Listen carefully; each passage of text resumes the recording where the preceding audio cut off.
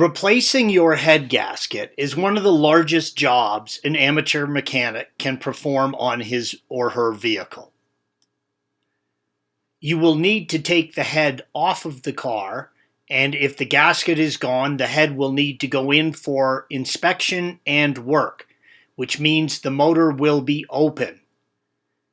Make sure you start this job with the vehicle in a flat, level, and protected area, and that you can leave it there for at least a week if the head is going to need work. Due to the time constraints of the video, there are many steps you will need to do prior to actually removing the head. Please see the link at the end of this video for step-by-step instructions for all of the steps leading up to the actual removal of the head. These steps include: disconnect the negative or ground cable from the battery, draining the coolant, removing the fan and shroud, removing the coolant hoses along the front of the motor, removing the airbox and filter, removing the air crossover pipe and MAF sensor, removing the renaissance valve, removing the throttle body, removing the spark plugs and wires, removing the fuel injectors and fuel rail, removing the intake manifold, removing the valve cover, removing the exhaust manifolds, the EGR, and air pump tubes, setting your engine at TDC or top dead center. With all these other jobs done, we can begin to remove the head to replace the head gasket. Remove the two 10mm bolts for the crossover valve as indicated by the red arrows, the electrical connection from the air pump, green arrow, and route the vacuum and electrical lines away from the front of the head. Use a 6mm Allen and remove the lifting bracket from the front of the head as indicated by the red arrows. Remove the two 5mm Allen bolts and the camshaft positioning sensor from the front left side of the head. Use a 5mm Allen and remove the variable cam adjuster on the front of the head, red arrows. Disconnect the wiring connection, yellow arrow, and remove the adjuster from the head. Remove the 6 13mm bolts holding the timing chain cover to the front of the head, red arrows. The bolts are different lengths. I like to draw a quick diagram on an old cardboard box and stick the bolts into it in the order they are removed, red arrow. It makes it much easier when you go to reinstall them. Gently pull the timing chain cover away from the head, red arrow. You may need to give it a few gentle taps with a rubber mallet to get it to separate. Do not pry a screwdriver between the cover and the head. Remove the chain guide from between the two cams, yellow arrow. You need to get access to the chain tensioner. Remove the two 15mm bolts and remove the air pump. You can just remove the top bolt and swing the air pump out of the way if you want. Loosen and remove the chain tensioner. First, use a 10mm Allen and loosen the inner bolt one full turn, red arrow. With the inner bolt loosened, use a 27mm socket and remove the second bolt, red arrow. Remove the tensioner from the engine, red arrow. This will allow the timing chains to loosen and give them slack. Remove the 3 T40 torque screws holding the exhaust sprocket to the cam, red arrows.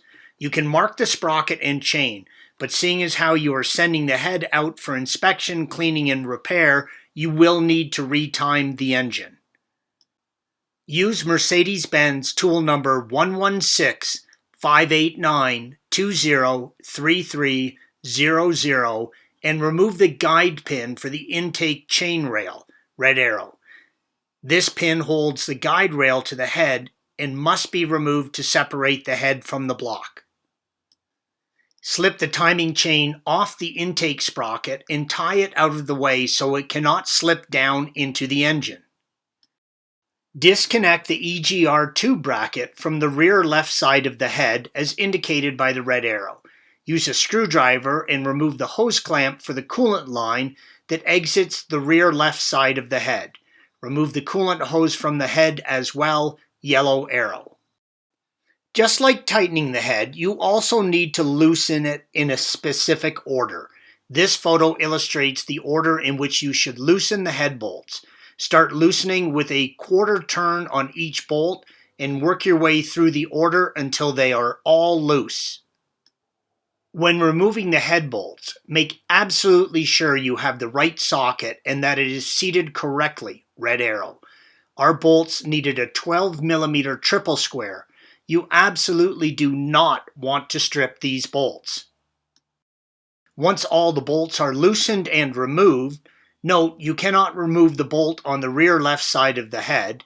Attach a chain to the mounting bracket on the rear of the head and use a bolt into the mounting bracket hole on the front. Attach a chain to the engine hoist and lift the head straight up. You will need to lift it up a little forward to have it clear the firewall at the rear. Send the head out to have it cleaned and checked.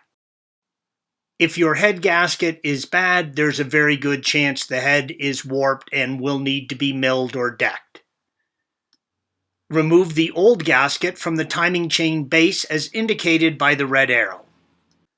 Remove the old head gasket, red arrow. Remove the remains of the old gasket. Inspect the piston crowns and the cylinder walls. Carefully clean the mating surfaces. Run a tap down each bolt hole on the engine deck. Then tape a large straw into the end of a shop vac to suck out any liquid and trash or debris.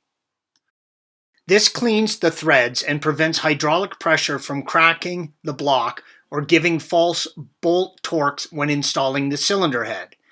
There was nothing further wrong with our engine, so I did not need to rotate it while working on it. If you need to rotate the engine while working on it, just remember you will need to set the crank and the valve train at top dead center for reinstallation.